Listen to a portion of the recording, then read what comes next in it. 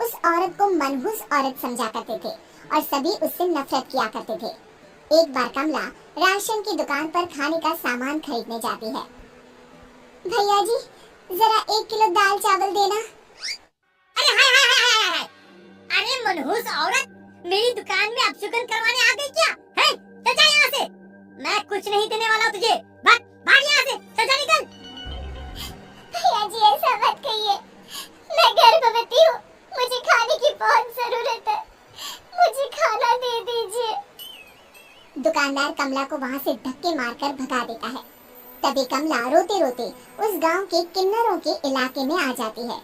गांव वाले किन्नरों को उसी इलाके में रखा करते थे, क्योंकि वो लोग किन्नरों को पसंद नहीं करते थे और उनके इलाके में रहने से मना करते थे। तो किन्नरों ने उसी गांव में अपना एक इलाका बना लिया था। जब किन्नर लोग देखते हैं कि एक गर्भवती महिला रोते रोते उनके इलाके में आ गई है, तो सारे किन्नर कमला के पास जाकर उसका हाल पूछने लगते हैं। क्या हुआ बहन, तुम्हारी गर्भवती अवस्था में इतनी बुरी हालत कैसे है? तुम रो क्यों रही हो? तुम डरो मत, हम तुम्हें कोई नुकसान नहीं पहुंचाएंगे। तुम शांत होकर सब बताओ कि हुआ क्या है। मैं कमला हूँ, मैं गांव के दूसरे इलाके से आई हूँ। 2 महीने पहले ही मेरे पति की मौत हुई है। मुझे गांव के लोग मनहूस मानते हैं, क्योंकि मैं विधवा हूँ और गर्भवती भी। वहाँ के लोग मुझे खाने के लिए कुछ बेचने के लिए भी तैयार नहीं, जिससे मेरा गुजारा नहीं हो रहा था। कोई बात नहीं कमला, हम तुम्हारा ख्याल रखेंगे। किन्नर लोग कमला को एक खाली घर में रहने के लिए जगह दे देते हैं और उसकी देखभाल भी करते हैं। कुछ ही महीने बाद कमला अपने बच्चे को जन्म देती है, पर अफसोस, कमला बच्चे को जन्म देते ही अपनी जान गंवा देती है।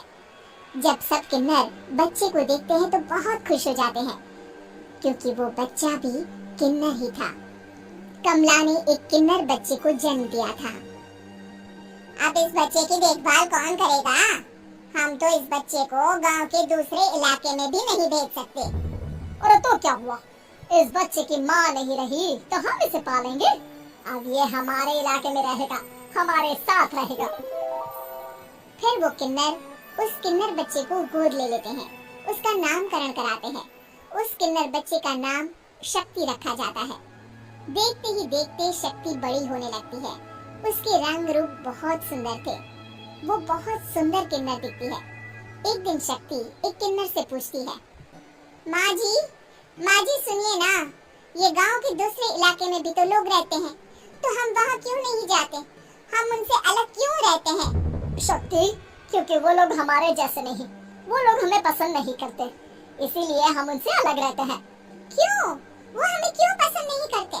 मुझे एक बार उस इलाके में जाना है, मैं एक बार वहाँ जाकर घूम कर आऊँ। शक्ति, खबरदार, जो तू उस इलाके में कभी भी गई तो अपनी जान नहीं गंवाना चाहती तो उस इलाके में कभी कदम भी नहीं रखेगी, समझी? इतना कहकर वो किन्नर वहाँ से चली जाती है। शक्ति उस किन्नर की बात सुनकर बहुत रोती है।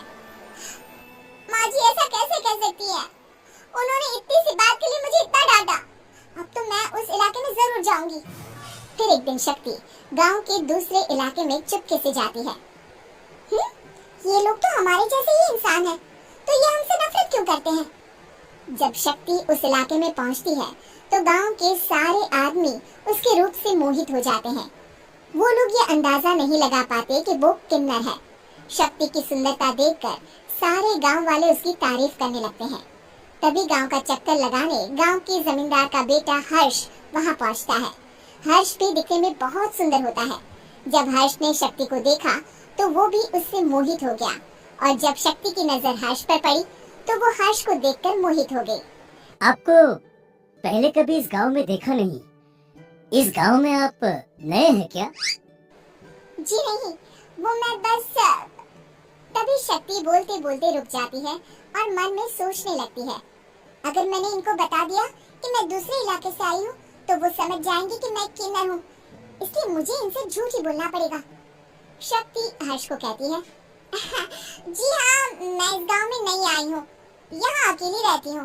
वैसे आप कौन है? आप भी इसी गांव में रहते हैं? जी हाँ, मैं इस गांव के जमींदार का बेटा हूँ। आपको किसी भी चीज की जरूरत पड़े तो आप मुझे बता देना, मुझे अच्छा लगेगा। ऐसे ही शक्ति और हर्ष एक दूसरे से रोज मिलने लगते। वो दोनों अपने प्यार का इजहार करने एक दूसरे से मिलने जाते हैं। तभी शक्ति का पीछा करते करते एक किन्नर वहाँ आ जाती है।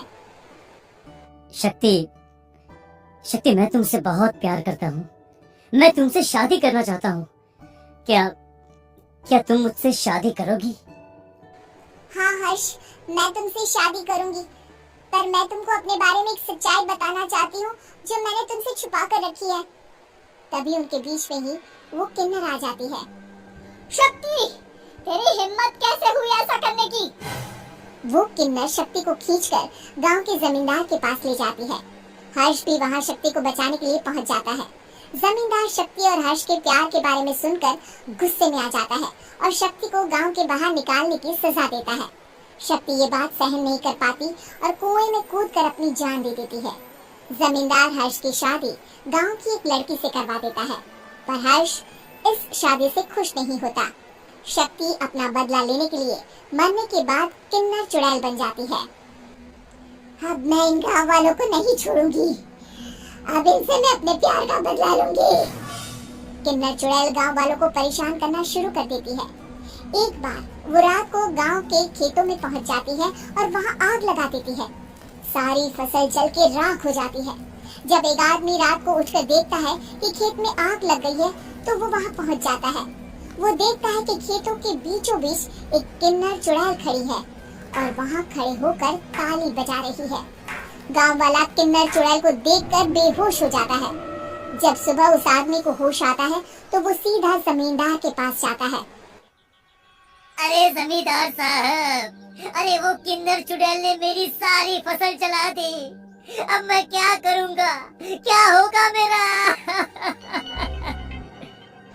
जमींदार चुड़ैल किन्नर का नाम सुनते ही सब कुछ समझ जाता है।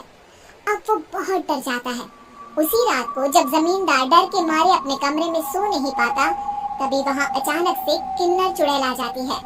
किन्नर चुड़ैल जोर जोर से जमींदार के आगे खड़ी होकर हंसने लगती है और ताली बजाने लगती है। जमींदार उस डरावनी किन्नर चुड़ैल को देखकर बहुत डर जाता है। तूने मेरे साथ बहुत बुरा किया, अब मैं तुझे जान से मार दूंगी। नहीं नहीं नहीं नहीं, मुझे माफ कर दो, मुझे मत मारो। मैं कभी ऐसा दोबारा नहीं करूंगा। अब तुम जो बोलोगी वही मैं करूंगा। ठीक है, मैं चाहती हूँ कि किन्नर इलाका गांव के इलाके से जुड़े और गांव का कोई भी आदमी किन्नर समाज से द्वेष न करे, उससे नफरत न करे, नहीं तो मैं सारे गांव को मार दूंगी। और तुम गांव में एक नया कानून बनाओ कि अगर किसी ने भी किन्नर समाज को हानि पहुंचाने की कोशिश भी करी या इनसे भेदभाव करने की भी कोशिश करी तो उनको कड़ी से कड़ी सजा मिलेगी। हाँ हाँ हाँ हाँ, मैं ऐसा ही करूंगा। तुम जो बोलोगी वो मैं करूंगा, पर मुझे जाने दो प्लीज। तब वो किन्नर चुड़ैल वहाँ से चली जाती है। गांव का जमींदार किन्नर चुड़ैल का कहा मानते हुए दोनों इलाकों को एक कर देता है और नया कानून भी लागू कर देता है। तब से वहाँ किन्नर समाज और बाकी गांव वाले शांतिपूर्वक रहने लगते हैं।